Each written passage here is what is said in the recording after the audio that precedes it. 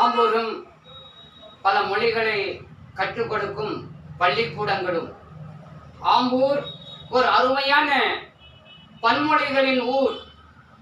ஆம்பூரில் உள்ள பள்ளிகளில் ஒன்றான ஆனைக்கார் ஓரியண்டல் பள்ளியில் அரபு மொழி கற்றுத்தரப்படுகிறது.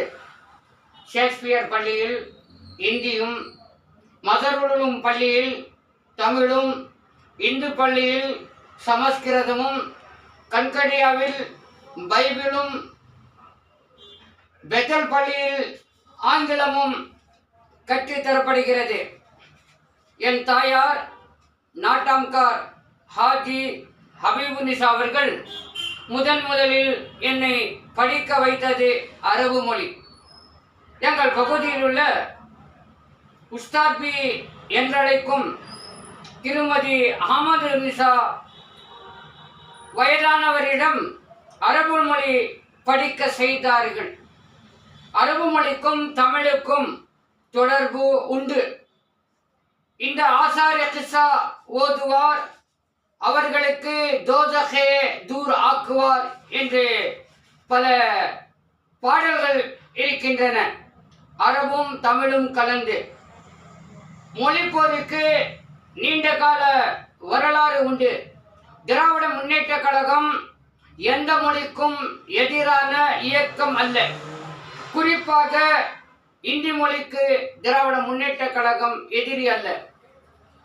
எந்த மொழியானாலும் யார் வேண்டுமானாலும் எழுதலாம், பேசலாம், படிக்கலாம்.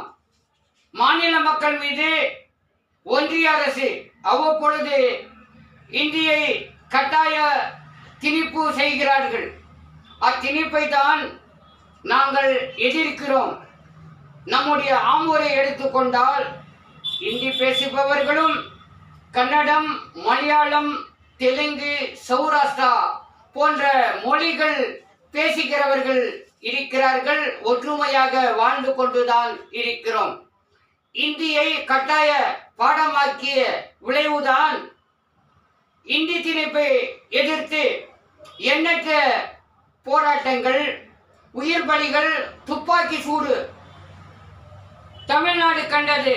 மொழிப்போருக்கு வரலாறு படைத்தது தமிழ்நாடு.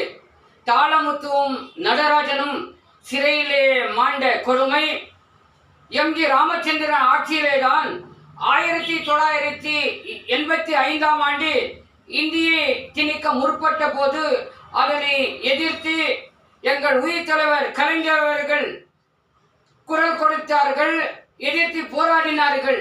எம்ஜிஆர் அவர்கள் 40 ஆண்டு கால நண்பர் என்றும் பாராமல் எங்கள் உயிர் தலைவரை சிறையில் அடைத்தது மட்டுமின்றி தலைவர் கலைஞர் கையில் ஜட்டியும் தட்டும் கொடுத்த கொடுமை இப்போது கூட என்னால் பொறுத்து கொள்ள முடியவில்லை.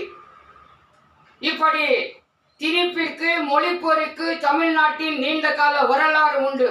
மொழிப்போரில் உயிர் நீத்த தியாகிகளுக்கு ஒவ்வொரு ஆண்டும் ஜனவரி 25ஆம் நாள் தமிழ்நாடு முழுவதும் திராவிட முன்னேற்ற கழகத்தின் சார்பில் பொதுக்கூட்டம் நடைபெறுவது உண்டு.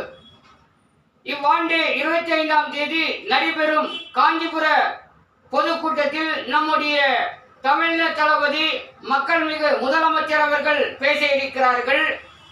அதேபோல் நம்முடைய பொதுச் செயலாளர் அவர்கள் சைதாப்பேட்டையிலும், நம்முடைய துணை முதல்வர் அவர்கள் திருவெற்றியூரும், நம்முடைய திருப்பத்தூர் மாவட்டம் ஜோலார்பேட்டையில் மாவட்ட செயலாளரும் சட்டமன்ற உறுப்பினருமான உயர் திரு க. தேவராஜ் அவர்களின் தலைமையில் வீரவணக்க நாள் பொதுக்கூட்டத்தில் தலைமை நிலைய உயர் திரு TKS இளங்கோவன் ex-MP அவர்களும், கிருஷ்ணசாமி MLA மற்றும் பலர் பேச இருப்பதினால் அனைவரும் இக்கூட்டத்தில் கலந்து கொண்டு சிறப்பிக்குமாறு தலைவர் கலைஞரின் அன்பு உடன்பிறப்பு மு. அப்துல் அலி ஆகிய என் சார்பில் கேட்டுக்கொள்கின்றேன்.